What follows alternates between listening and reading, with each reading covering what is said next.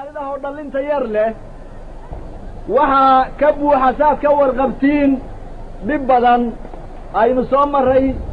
yaa laga sheekayn karaya sugi tiro badan oo aan sugnay baa laga sheekayn karaya rajooyin badan oo wax badan aan waqtiga kan sugnay baa laga sheekayn karaya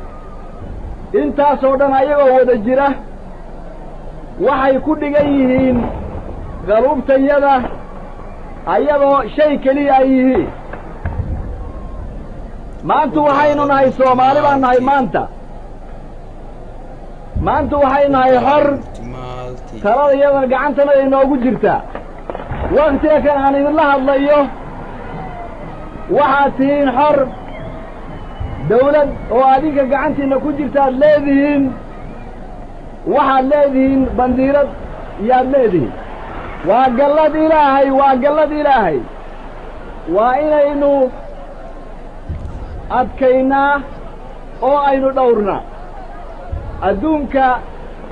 si wanaagsan nagala jooga hadda oo ummad badan ay nagala joogto maraka ka ahaado rabidayada aad aynu u doonayno aan u rabno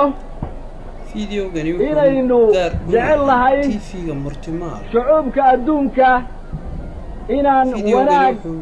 xariir wanaagsan inaynu lalahay kala soo xidhiidh nambarada shaashada ku qoran haddii aad u baahan tahay talo iyo tusaale